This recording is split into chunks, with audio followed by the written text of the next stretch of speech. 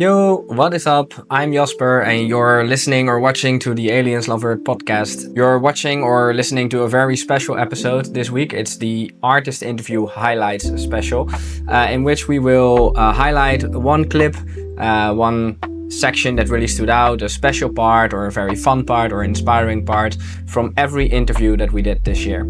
So in this year we interviewed 8 very special artists with a green heart for the planet, which were Elements of Surprise, KLAUZ, WCB, Tweeling, Ari Joshua, Ray VM, Miguel Dias and Melody Frost.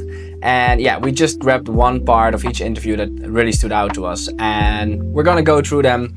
I'll tell a bit why I picked it out and yeah, why we love that talk. Yeah, I would say just stay tuned for the whole episode because there's very inspiring parts, very philosophical parts, some parts that are very useful for music production, where artists talk through their workflow and things like that.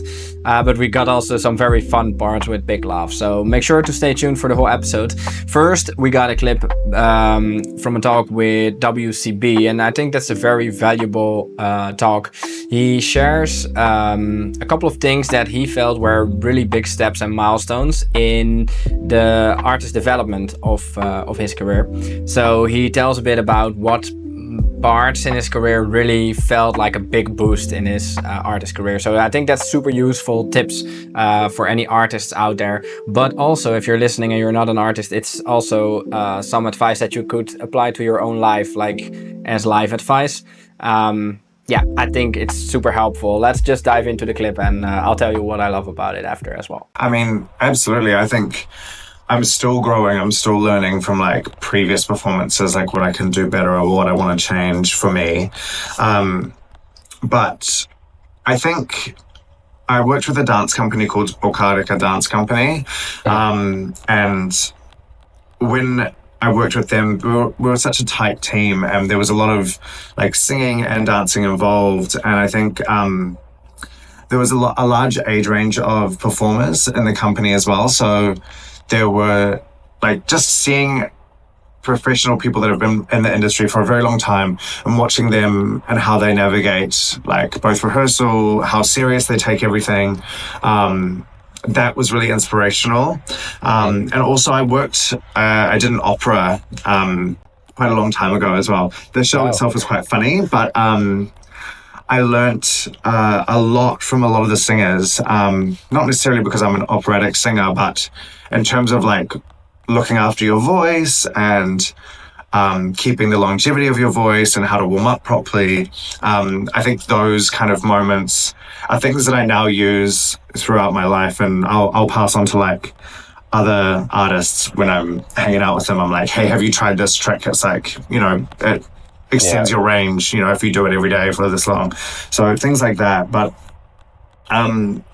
performance-wise, I think, yes, when I went to New Zealand School of Dance, which is quite a very strict like classical and contemporary dance school, and that was definitely probably the most formative, I think, both in how I handle myself in interpersonal relationships, how to handle rejection when you're kind of going for roles or auditioning for different parts, and not taking it personally, because like a huge part of being an artist, I feel, is handling the rejection, like whether you don't get that grant or like you don't get the radio play that you are hoping for, the streams you are hoping for. I think reminding yourself that you're making it for art's sake and you're making it because you couldn't do anything else. It's not about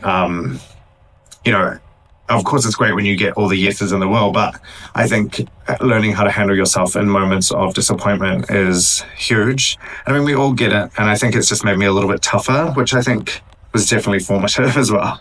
Yeah, and basically what I hear you say is like also that's also a form of reversal, to say it like that, like the practicing of getting the rejections, but also the how do you say it, exposing yourself to the scene, which probably in the beginning is scary, but you need not only from like, oh, you need the network to grow your music, but more importantly, or your art, but more importantly, you need to network to see how things are done before you, for like as a learning school, also for personal growth skills that you need to, keep your head up and keep your head cool when things get fiery or something. Yeah.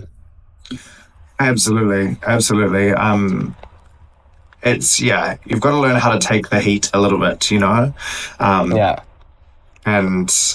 I think, it's awful. Like, it's sad that we have to do that as people, but I think that's what colors the kind of artist that you can become is, if someone not necessarily rejects you, but if they, learn very quickly how to take criticism well. And I think that was, hard for me at the beginning. But because you were confident. But and I'm always like, of course I'm right. So I think part of being a successful person in life and also an artist, I think, is taking like constructive criticism well and learning from mistakes and not repeating the same things. If they're not working, that's a good thing. Well, I say that, but I'm sure I've messed up a few times before. So that was our clip with WCB. Really showing how learnings from one area or time in life can be a great help in other parts of life. I really enjoyed the talk. I really loved how WCB was in this talk showing so much humanity and vulnerability by sharing some of his not always easy life learnings. Really fun talk. We also laughed a lot, but it's a very interesting person to learn from because they got a really interesting view on life. So I definitely recommend to check out the full talk if you didn't see it already. Next up, we got our friends from Elements of Surprise. We had a very interesting talk about how the best songs have a theme and some ways that they approach that are very creative, and they tell a bit about how they did that in their song Black Gold Rush. So super interesting how they put attention into all the detail. I think if you hear them talk about it, you will listen to their music next time with an extra ear, and you might hear some details that are really funky. It's all in the name, Elements of Surprise as well, but let's dive into the clip. It's really cool how they did it for Black Gold Rush. Originally, there was just Robin singing normal, but it didn't have the vibe that we wanted to have because it sounded, I don't know, off or too clean. Yeah. We're like, okay, so you drink coffee and the coffee machine sounds like a robot. Can't we do a little bit of a more robotic voice to it? Because like you have this robot thing going off. And then like, okay, we just try to make a lower layer and blend the normal voice with a vocal synth voice. So it's like the synthesizer vocoder layer, and then Robin's normal singing voice, and then we just put the normal singing voice a little bit down in the gains. So we have this combined. And then in the little breaks, then Robin's normal voice comes back. And is that the interesting, is the black gold, and that's the normal one, and then it goes back to the robot. So that's a really cool thing about it, I find. And when you play close attention, you see like a little bit of speeding up and slowing down in the vocal range. And that's also that was also the idea that came up with coffee. Sometimes you speed up and then you speed slightly down, and you take some and speed up again. So that was also funny to play with. It's really cool how you then this idea comes up from that moment, and then you work it out okay, what are the things that fit with coffee for the lyrics, but you also incorporate it in the production and in the sounds you use, and it's really thought through. You grab the theme and then you really spread the theme, you stretch it out completely and see how can we make this about the theme, on every aspect of the whole song creation. It's really cool. The good best songs are have a theme. Yeah, definitely. You can build around that and make sounds around that, and just for example, the drop, the final part, we always tend to have a little bit of like a dense, bridgey kind of breakdown or drop at the end until now. So yeah, I really like that part the best because I don't know why. I just hit it in my head like to have this kind of I don't know, trappy beats, dark. I don't know how we came up with it. It just felt like making that. So Yeah. and then have to like the power up going from the build up also in that drop, and then we have like the vocals that go from left to right saying cappuccino, macchiato, latte, all the types of coffee going from left to right. Yeah, it worked. It was like, oh wait. And like also what you do while making coffee, like push it, grind it, like push the grind beat, that just shout some coffee kind of things. So you get this like push it, grind it, steaming, hot, cappuccino, macchiato, coffee latte, and then like with this dirty electro bass, like I like it. Yeah. So cool. I love it. Yeah, so that were the friends of Elements of Surprise. Next up, we got a talk with Miguel Dias, and you want to check out the full talk for that if you want to hear more about synthpop, the importance and value of feedback on your work, as well as music's connection to nature. But in this clip, we're actually talking about the selection of tracks for an album. So he explains what a pain it can be to select a track and how long that process can actually be. He says it can take years for his track to finish it and like tweak it to the point that it's fine. And he also shares a bit like how he selects certain tracks for an album and leaves others out, which is really interesting. Falling Down, I did like 30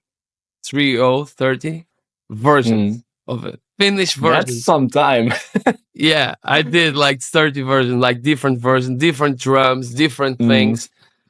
Bro, and I remember when I listened that version and I just said, this is it. Like I feel this is my thing. This is what I love. It's my bro. It was crazy. It was like clicked in the end. Was like a personal frustration because because it was the only song. Normally when I start doing music, I never write lyrics first, or I can have like some lines that I would like to write about, but because of the metrics, because I'm really picky about the melodies, and if the melody there are some writers that I know they write the lyrics and then they try to fit the lyrics. But I'm totally the opposite. Like I have, I would say I'm mumbling. Like I'm like doing. Yeah, like you're making the melodies without saying words. Like you know, and and I have like some special words. And that song was the only song that I wrote the lyrics, and I didn't have an instrumental. I didn't have anything. So, but I wanted the lyrics to be like that because I can say like I got a little bit inspired of the movie La La Land. Oh yeah, know? I know. I didn't see it, but I know. Yeah, and especially it's because of the seasons. And if you pay attention of the lyrics, I'm talking about the winter, the spring, the autumn. You know, cool. So it's a season. The lyrics are all the seasons. I remember the song has two parts. The first part, and then there's a second part. And I hired so many people like to make like a big choir at the final. Cool, bro. But I remember I had so many versions, and I was not feeling the song. I was not feeling. I was like I was almost crying, saying, "Bro, I spent so much time on that song, and I can't find a thing that I love the song." Yeah, and I remember I sent to the mix engineer, and they say, "Oh, it's great. Let's mix like this." And I said, "No, wait." And after 6 months, I did like four or 5 versions. Like, so when was the original project started then? If you said like after 6 months or something, it worked further. How long did it go over creating the idea and having the finished version? Man, of that song or of the all album? Yeah, no, because you said this song, right? Like that you were working on it and then you didn't feel it, and 6 months later it developed further. Or... I don't remember. Maybe 2 years, man. All right, so next up we got one of the most emotionally loaded parts of the interviews of this year, I think.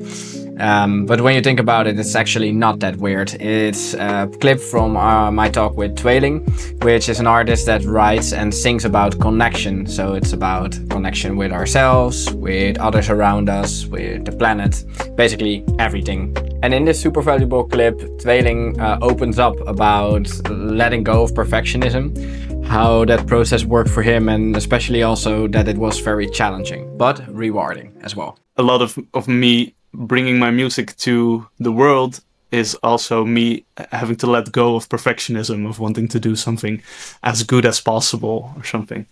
Because there's no right or wrong in music, you know? And just the idea of embracing simplicity, of just embracing like this doesn't have to be the best thing ever, or it can just be simple and simple, a simple translation of what I'm feeling, you know.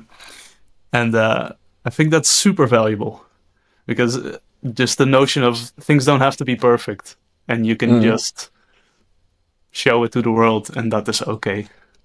Yeah, that's so important to me. Is that like a challenge then? Like, or was that, or is that still a challenge then, that you mentioned it as a specific thing that you see as valuable, like in the process? Yeah, I think it's always a challenge. Just especially, you know, I was bullied in that sort of the little mind makes up this of like, oh, I cannot do too much because they will be mean to me or something. They will strike me down, or they won't appreciate that. And so making music, and realizing that it can be simple and not perfect, and just showing it and just not being afraid, that's really hard, but it is super important for me, at least, to do, because it feels so empowering to just go, hey, this is it, you know. It's not perfect, it's not, but this is what I feel, this is what I've made, this is it, and enjoy it. You know?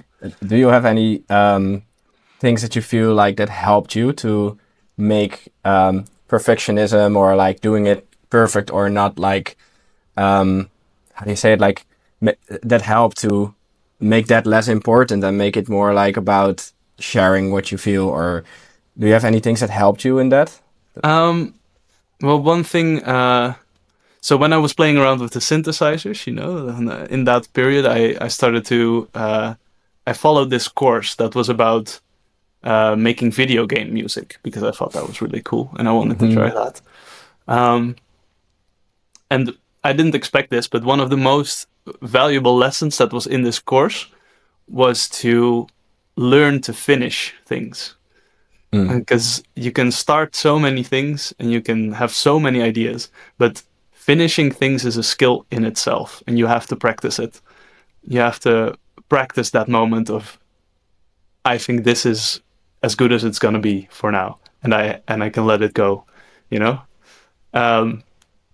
So I did that a lot. I just made a lot of things that they are probably never going to see the light of day, but I was like, I've made this, I've translated this idea, and now it is done, and I can put it aside.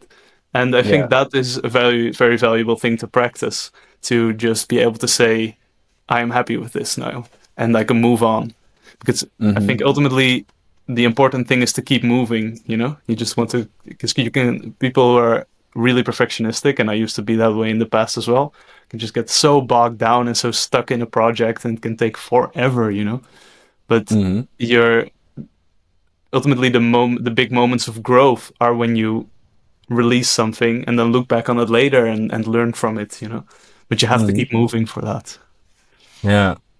And how do you decide for yourself, like, because I like what you say, that you can finish something and not release it, that's perfectly fine, but that you still mentally close off a certain thing. But Yeah. how do you for yourself like decide like, okay, I'm not gonna release it maybe, but now I'm stopping working on this. This is finished now. How do you determine that for yourself? Yeah, it's hard to describe. I think it's more of just a feeling. You know, when a very good thing to do, I think, is when you've recorded something, or when you've made something and you record it, and then you turn around and you listen to it with your eyes closed, just trying to listen to it as much as as much as trying to hear it for the first time. You know. Mm. And if nothing springs out at you, like I want to change this, or I need to change this, or I feel like this can be a little bit different. If nothing jumps out at you, then then it's kind of done, you know. Because for me, creativity has to be a feeling, you know, and to come from inside.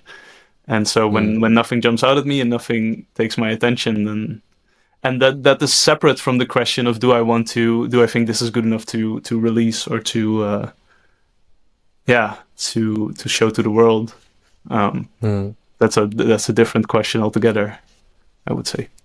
Yeah, I find that super valuable. I think that's really also, how do you say it, like valuing your inner process by saying, okay, this is done now and I can close this off, like even behind music, so to say, like practicing that skill with your music can be super valuable in life Yeah. in general. I can imagine that you just learn to say like, okay, I would maybe want this to be different or whatever, but this is as good as I can do it now, and I accept that this is it now, and moving on. Yeah. Yeah, and Cool. also I think also sometimes you might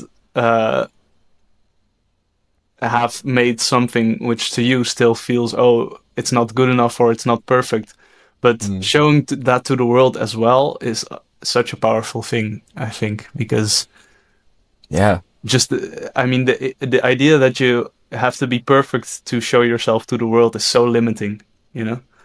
There's so much value and so much beauty in flaws and in limitations, and people know that and people see that. Do you then feel like because of the sharing and because people then still appreciate it, that makes you feel like growing in that, or is it that what others find of it is not that important anymore, or is it a combination of both? Maybe. I mean, I wish I could say that it wasn't important, Yeah. but it's hard to completely remove that from your system. You know, you want people to Yeah. like the things you've made, and I think Yeah. that's very natural. Yeah, I was just asking this for a friend as well. Like, yeah. Yeah, Yeah. but I think no matter what people will say, it's way better still to release it than to keep it in. At least for me, because if I wouldn't release it, then my own voice in my head would be the worst critic, you know. Because the reason I'm not releasing it is because my inner voice is saying like, this is terrible, no one's gonna like this, and you know. So in a way, you can only go up by releasing it. You can, for me at least. Right, so that talk with Tweeling about letting go of perfectionism is really, really valuable to me, and also a big lesson. And an example of that being a lesson is also the next clip we're gonna listen to. It's from the talk I had with Ray VM. And it was great because the talk was not like an over polished or over perfectionated recording. It was just two guys sitting down on a tree for a talk, and I put the camera on and I just put the microphones on, but it was just a conversation. And we decided to talk about art and nature and the connection between those two. And I was curious like how that was for him and how he found that. So in the whole talk, which is super interesting, we talk about representation of people of color, for example. We talk about flute albums as well. But we also talk about how art can play a key role in education. In this case specifically, it was about the education of adults and children around climate-related topics. So very interesting. Yeah, so there were two sound installations that were created. The first one was called Seedling, and it's all about it's like a sound piece by a woman called Helen about her thinking about, do I want to have a child during the climate crisis? Interesting topic. Yeah, which is it's something I Yeah. hadn't really thought about as someone who like, yeah, is a man and like also does not want kids. I guess who knows, that might change, but yeah, yeah, and a big like patchwork tent was created, kind of like to have the piece in. And that like toured around some schools, and then people were like, this was great, but there should be a version for kids. So they created Cub, which is like a little den, and then inside is a sound piece about some foxes and where they're going to go when it starts flooding in their area because of climate change. Yeah. And so my job was to facilitate people listening to those pieces. And then there was some like craft tables. There was like a wildflower like Play-Doh making station, like a seed bomb making station, and like some collage stuff. And it was really and they also had this big time. Cool. It was great. Like it was an exhibition. Yes, like, it was. on Yeah, climate related things. yeah. And it was like in a not in a supermarket. It was in a shopping center. Oh. It's like in an empty, like, what are they called? Yeah, like an empty window store. And they also had this big That's cool for the traffic because it's like ordinary people. and it was free. Yeah, it was really awesome. Really made how do you say that? Made really approachable and yeah, accessible. Yeah, it was accessible. really nice. There was also like a sensory version of the story for like people who were neurodiverse. There was like a BSL version for people who are deaf.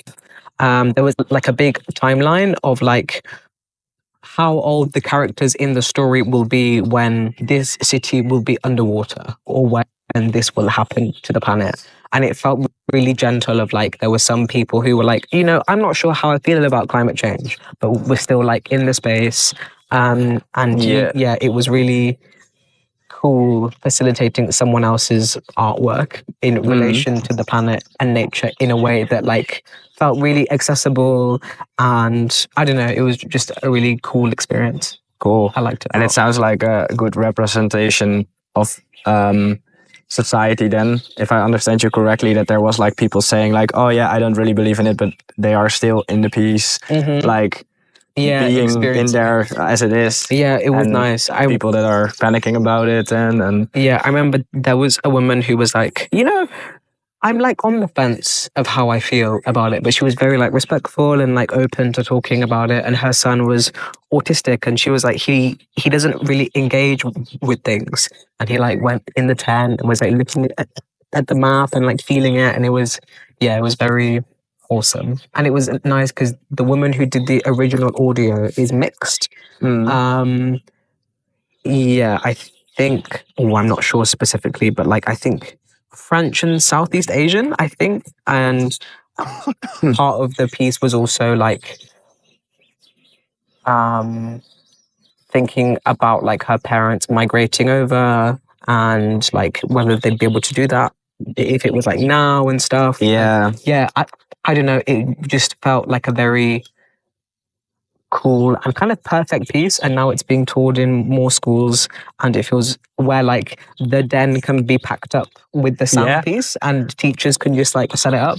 And I just think it really just feels like the future of learning to have like art incorporated. It was really nice. Must be very cool to see something that's like a bit of a art concept also make it into something that's actually understandable, and again, like the widely accessibility of it, making it understanding. Because I think that's something with art that can be the other side, that it's very, that it can be quite, how do you say it? Abstract, or like that it's a lot with art that it's not really clear what the meaning is, and that the artists also don't need to really explain or don't want to explain. Or... Like you have to be a certain kind of person to get art, or to be an artist, or to understand art. And sometimes it can seem a bit like aloof with a lot of like pretense. So yeah, it was really nice like seeing a piece for kids. It also made me think of when I was doing the previous residency, when I made the fence, the company, the Gap, did a thing called a summer school, where so it was like teenagers in the area and like young people who could come on this like few week course where they could kind of, it was like like a kind of an alternative summer school of like what they wanted to learn, and the theme was like, what would it look like if we reconnected to nature? So there was like, they learned how to make jam, and they made like this big den, and they made like seed bombs and went on nature walks, and like spoke about growing food, and learning how to forage. And it was just really nice, like seeing schooling happening in a way that really incorporates what we have, and isn't just like you're in a classroom answering this question. No, that's very cool. I see that in other countries more, I feel. Yeah. I saw like there was this one program, I don't know what it was called exactly, where people go and try to build up a new life somewhere on the other side of the world or something. I think they went to Chile. And they were looking for a school for their kids, and it's like one of those free schools where they also they could do the courses that they wanted to, so they could freely develop the skills that they were really interested in, and there was a lot of outdoor schooling and nature involved with it. And I think, it's quite easy to get lost with that. If you see like now that on primary schools, it's like the tablet already in the face to do everything on. Yeah. It's quite intense. Yeah. Yeah. I'm not saying that technology is bad or something. I mean, I think it gives a lot of opportunities. No, and but I think there should be a limit. Not a limit, but like... Yeah, I think a balance in general for everyone. I agree. Like about real life interactions, and because it technically is, in my opinion, if you look at it, kind of a parallel universe, basically. With like technology and stuff. Yeah. It does feel quite dystopian. Yeah. And not per se to be bad alone, but like if you're staring at a screen and interacting with that and interacting with others there while your physical form is here, then you're kind of somewhat in a parallel universe. Right, so if it wasn't clear already that art is more than just for entertainment, then it is now after this talk with Ray for sure. Next up, we got a clip from our talk with KLAUZ, and in that talk, he talked about how he has a system to get a consistent flow of work done every time he steps into his music production. And he uses this system to consistently work on his music every day. So this talk is super valuable if you're a musician or a producer or a songwriter or whatever, because he shares a bit how he applies a certain system to make sure that he works on his music consistently and therefore creates more chances of finding flow in his production workflow. Yeah. Was it like a decision, or is it very like natural for you to just do it every day, or was there a decision that you made, like now I'm gonna work a bit on music at least every day? Or I don't know if it was a decision. I work with a system, and you also asked if it became easier, and I think it did became easier because of the hours or the time that you are putting into it, and the decision. I think.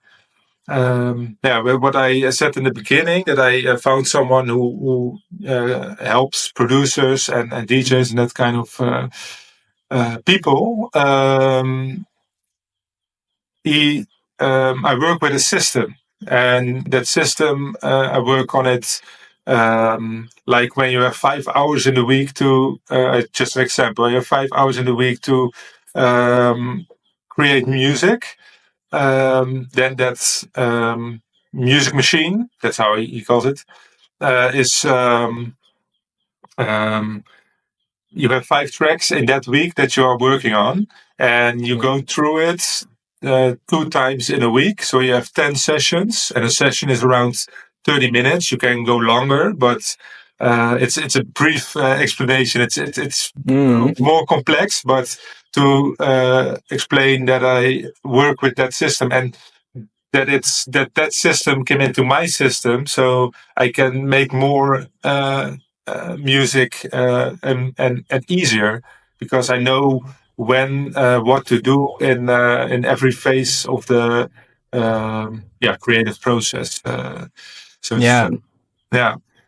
So it's a bit like a workflow habit that kind of got into your system, so to say.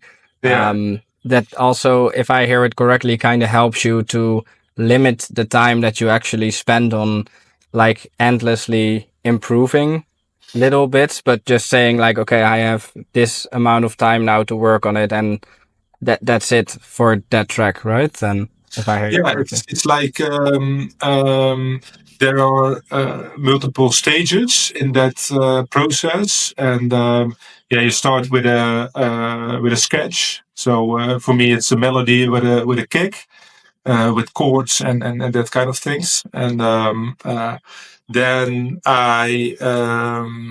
you go into discovery. You are discovering what that track wants to be. You know what it's meant to be, or you know what you like, and after that you are more, you know what it is, you know what the music is, the track, what it's about, and then you're going to implement more ideas that complement that core of the track. And like you said, the finishing or always or making it better and better and better and better. That's the last phase. Actually, it's called release phase, and that's the last thing you do before you can release it, or before it's ready. Yeah. And it's just for me it's very nice to use, because it gives a clear view, and you know what to do, actually. Yeah. Sounds It's a really bit good. actually, When did this system come into your life? Like, how long are you now working by it?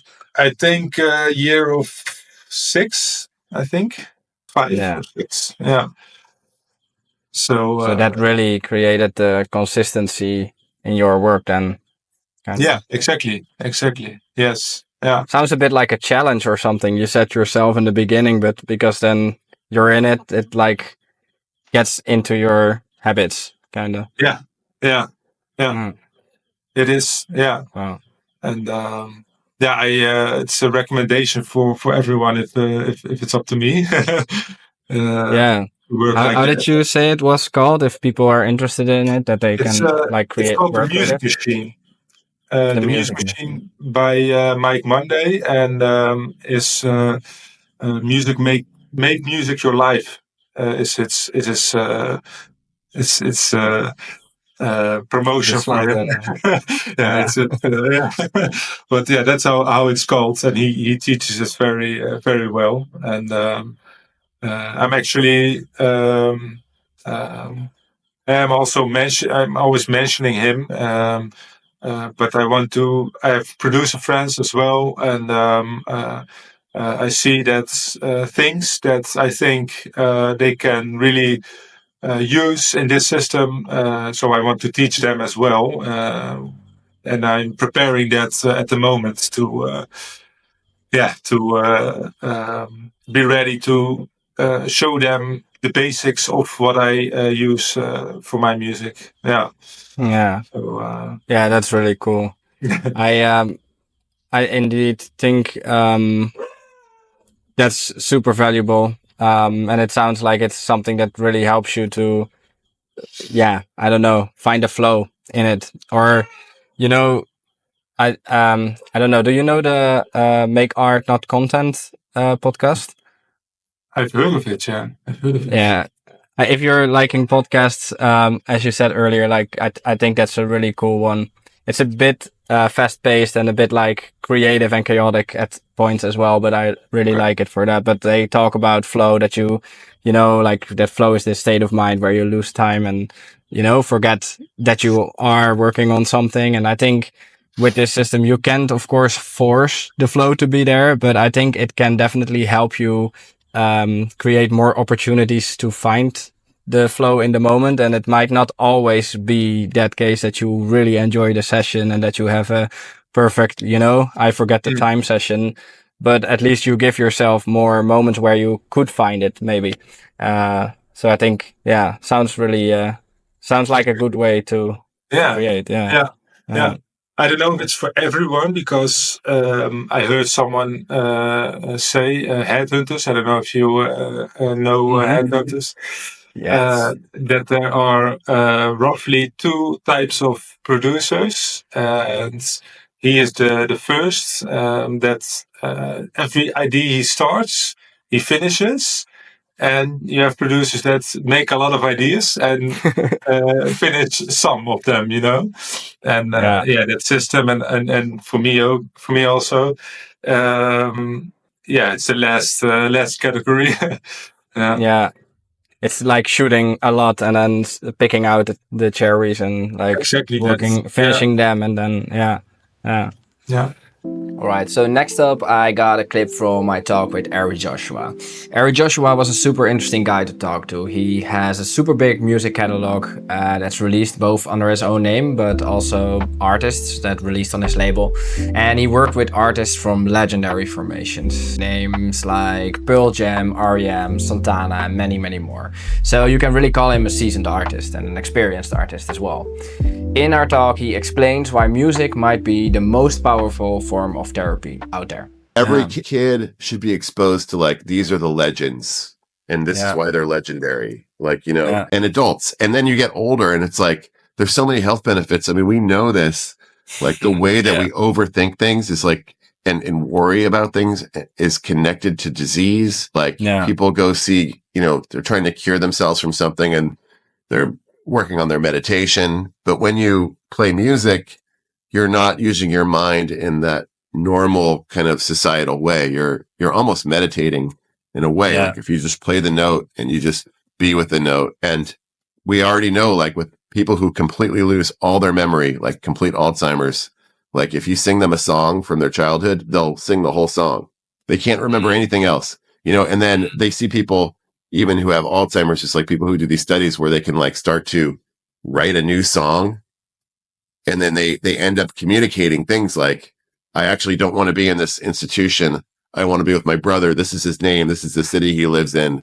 But they're doing it by singing it. You know what I mean? Like there's like something about the brain that if you learn an instrument, you might be able to forget everything else, but you could snap that back in place. So what is that? That's miraculous. That's like vibrational. That's like, that's a different level. Yeah. Like there's like music is healing.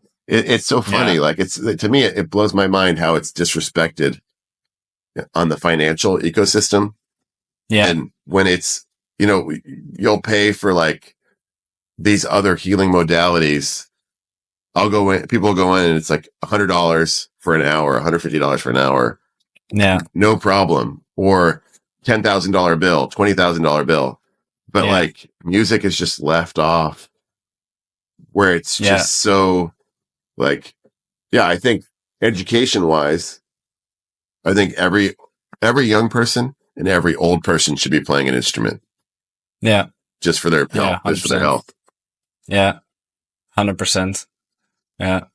Like it has benefits maybe in a band form even more because you're then also having the social contact and stuff, but doesn't matter like for the meditational, like being in the moment present with something as well. And now you're supporting an artist on the other side and you're getting your music, which I think even if you just have one-on-one lessons with someone who's skilled once a week, it could be in many cases more valuable than therapy. Like some people don't even like therapy, Yeah. And you can talk to your teacher about your emotions and like what's going on in your life. You can write a song about something. You can say, I really like this song because it makes me feel a certain way. And even if you don't practice, because some people are like, oh, I'm going to stop my lessons because I'm not practicing. Even if you just have that appointment once a week and you keep it for, 6 months, a year or 5 years or 10 years, you're still supporting that artist and you're still going to be improving and like deepening your appreciation for music. That's great. I even say it's kind of like a gym membership. I have Yeah. a gym membership. I haven't even been in 6 months. Yeah. And I pay for it. But if I had a weekly meeting with someone, I would go to that meeting and I would do my exercises during that time. And even if they wanted me to go do the work at home, like, it would be better if I did the work like as agreed, like 3 days a week. Definitely. But if I didn't and I still went to my weekly appointment consistently, like just the fact that it's resetting me to think about my health, my priorities, my eating, and just that 1 hour a week of coached workout over the course of 6 months or a year is going to make me better. Yeah.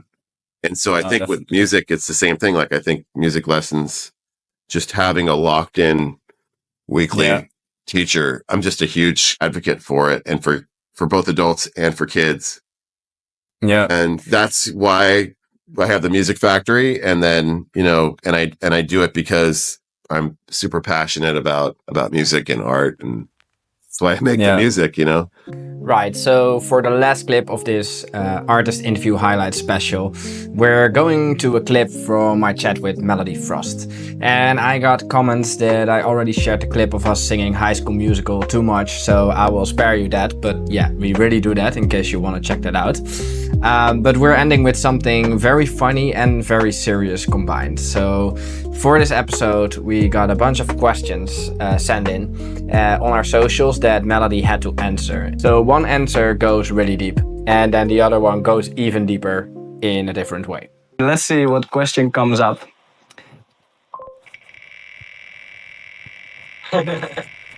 Zo, die gaat echt hard.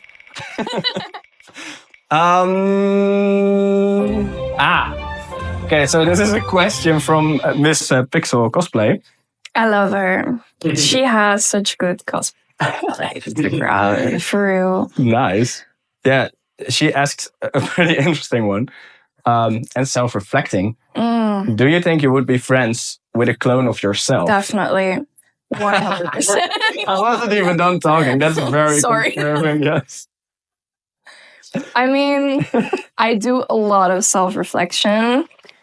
And I mean, there was such a big part of my life where I didn't want to be who I was. Like, I would wish on a daily to be someone else. And like, that's like, who wants to live in such a dark headspace, So at one point I was like, okay, I need to work on myself because that's the only way to live a happy life. And I think that's something I really appreciate in people. Like, you can never be perfect. Nobody is perfect.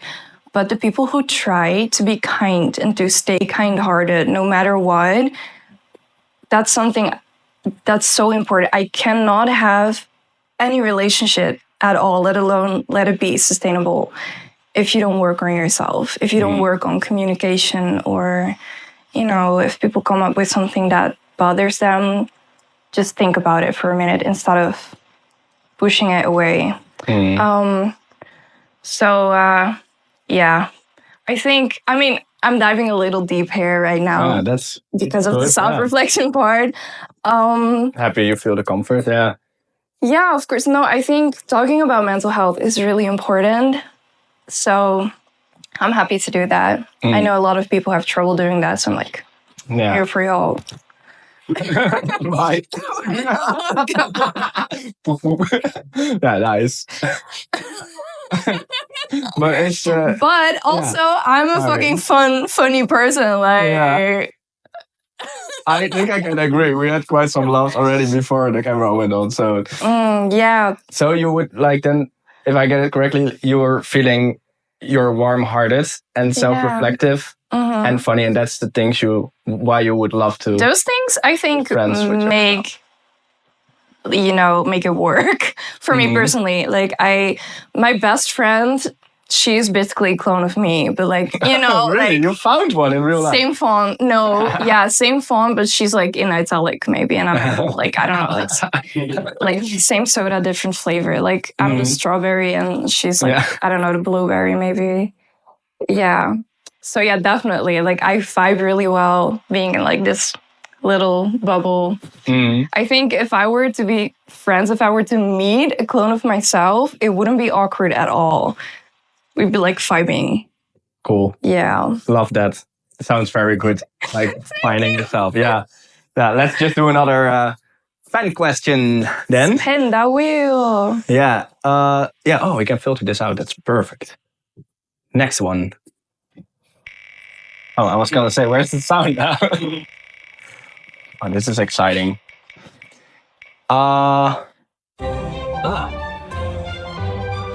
So this one is from GVD Photography. Joyce. She's my photographer. Ah, really? She's the best. Oh, Joyce, I love you. I know you're watching this. I love you. You and me, babe. Like, the question is, what 3 items would you take with you to an abandoned island? I love this question! Because it reminds me of Animal Crossing and I am obsessed with Animal Crossing. Yeah, what are your priorities in life? You know, I didn't really think about this question. I was just obsessing over Animal Crossing in my head and thinking about all the items that I've been like panic purchasing when I don't know, if you know the game. I don't. I know the name, but I don't know the game. So Animal Crossing. Yeah. Animal Crossing is so cool. Like you start off with a character, and right now I'm talking about Animal Crossing New Horizons. New Horizons. New Horizons. Is that the new one? Like I have both. Yeah, the new one is Horizons. So I'm talking about Animal Crossing New Horizons. And you start off with a character on an abandoned island. And there's this guy, Tom Nook. I fucking hate Tom Nook. He's an ass. And he has like these 2 little, I think they are his nephews, like Timmy and Tommy. They're kind of cute though, but also really fucking annoying. And you can like, you have to, you don't know what items you need most to start building the island. So like the goal of the game is to build a community and make everything look aesthetically pleasing. And you have to invite people over to like come live on your island and stuff. But at the beginning you start like, I start panic purchasing every single item that I can get my hands on. So like I will spend literal hours like trying to make money, like diving into the sea, like, you know, trying to like pick all the fucking apples that you can possibly think of so I can sell them and I can purchase the items. So yeah.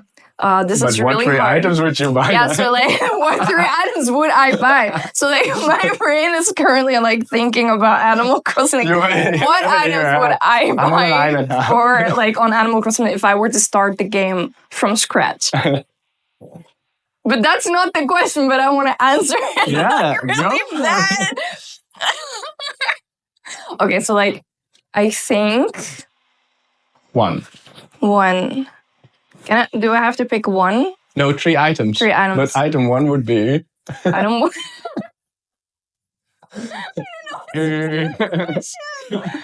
I think a shovel. A shovel, yeah, definitely. All right. Yeah. And number 2. Another shovel that can do it too. No, but actually that's really cool because your shovel can break. But no, you can make your own shovels. Like you don't have to buy them, but it's easier to buy than to make. Sometimes. Depends on how hard you're grinding. It's funny because you're deep diving so much in a game that I only heard the name of existing of, and I have no idea what it's about. And you're like, yeah, but you can also make it. But that's easier to buy, but therefore you need money. So then I dive into the sea to get more money. What are you? Is it that your profession to be a diver? Like, no. You need like a wetsuit to start diving. So I would definitely. One of the items is a wetsuit, so that you can buy more things from your work. Yeah, like when you have a wetsuit, you can dive, and when you dive, you can like get deep sea creatures, and the deep sea creatures make big money. Like, why is nobody on the island diving? Like, I'm the only one diving, except for one guy, and he doesn't even live on the island. Like, no, I'm diving with ridiculous. But on Animal Crossing, I would get a shovel, a wetsuit, and what are those called? Like catapults, because like there are like presents floating in the sky, hanging onto a balloon. And like, I remember when I first got the game, I was like, I don't need the thing. It looks stupid. Like, no, I love, but so I was like, I'm not getting it. And then I had to play the entire game, missing out on all the presents. And I love presents. So you want a catapult Yeah. to get the presents? Yeah. But on a real island, no, I would not take these 3 things to bring with me. I would be dead. Shovel would be handy. Yeah, okay, maybe shovel. Wetsuit. I watched like I loved watching these shows, like survival shows when I was a kid. Yeah, same. You know, I have Like this the Bear inner world Grylls going and on. Survivor Man. Yeah, And, like I fucking love survival, but don't put me in any of those positions. I will die. Yeah, because you bring catapult. Because I would bring a catapult and a wetsuit. No, I think bring plastic wrapper. But it depends on how long. Like, do I have to escape from the island, or do I have to live there forever? Yeah, like, it says that you take to an island. So I think like it's free of interpretation. But if it sounds like you're going there voluntarily, that's how I interpret it. Like you're going to an abandoned. But I would never go to an abandoned island. Yeah, so I actually voluntarily. No. But if I were to do that, plastic wrapper, like tie wraps. No, like you put like on your food, you know, like plastic wrap. Oh, like rubber bands. No, like that. No, not could be plastic folding. Like plastic foil. Yeah. Plastic wrappers. And then 3 rolls to bring 3 items. What? And then 3 of the rolls of the plastic foil. No, well, I remember this so vividly. I was watching this show and this guy brought duct tape. The plastic foil wrapper, the plastic foil. Yeah. What did he bring? And I think rope. Yeah. I was like, why would you bring that to an abandoned island? Like, why would you do that? So I was so intrigued that I kept watching for like the entire episode. It was a long episode. And I probably have ADHD. So this is like, I was like hyper focused on this episode. That's why I remember it. And he used the plastic wrapper to like, Wait, I'm gonna start first. So it was like, he didn't have a shovel. Loser. Yeah. So he was digging a hole with his hands, and he put like the plastic wrap, the foil, on top of like the hole he digged, and like the next day it catched water, and he made like this filter system that filtered the water so he could drink it safely. Smart. And I don't remember what the duct tape was for. Yeah, I think also with the foil you can build shelters if you have enough as well. And then you're sitting outside of the rain and maybe make it did a bit too. warmer. I think he did that. Oh. Interesting series. Yeah, but I think I would definitely bring my Switch to play Animal Crossing. Like, what am I gonna do all day? So that you can have some more time thinking about your items to buy in Animal Crossing. Yeah. And then a solar panel maybe to power your device, because otherwise you can only play it for a few hours. Yeah. Nice. And maybe a knife. Yeah. Yeah, like a big But knife. are they easier to take or are they easier to buy in Animal Crossing? You can't make knives. You have to buy them in Animal Crossing. But we're talking real life here. Like, this is serious business. Yeah. Sorry. Yeah. The foil and the knife and the shovel still. Yeah. Cool. I didn't catch that. Wait, what? What are my choices? To the real island, you were taking your foil. My foil. From the survivor. If I were to escape from the island. Otherwise, I wouldn't bring foil. That's stupid. Yeah. I don't want to go to an abandoned island. Let's skip the question. Let's skip it. Yeah. All right, that rounds it up. Our artist interview highlight special of 2024. I want to take the opportunity once more to thank all the artists we had fun and inspiring talks with this year. Thank you so much. It really was a great time and I learned so much from all of you as well. We are super excited for all the talks coming up in the next year. And on that note, we're always scouting for artists with a heart for planet Earth. So if you're an artist, then make sure to submit your music to us on aliensloveearth.com/submit. That way you can get on our radar and we can reach out to you about the options. And yeah, we're always looking for artists with a green heart. If you know an artist with a green heart, leave their names in the comments wherever you're listening or watching, or send us a DM with their name so we can get in touch with them. And make sure to follow us on YouTube and Instagram if you're not doing that already, as we restore 1 square meter of landscape for every follower. Now, the only thing that I still need to say is have a wonderful holiday season. If you're celebrating, we will be back with one more episode this year between Christmas and New Year's, which will highlight all the interplanetary picks we had on the podcast this year. And yeah, that sums it up for this week. So thanks for watching. Hope you enjoyed this one, and I'll hear you one more time next week. Cheers!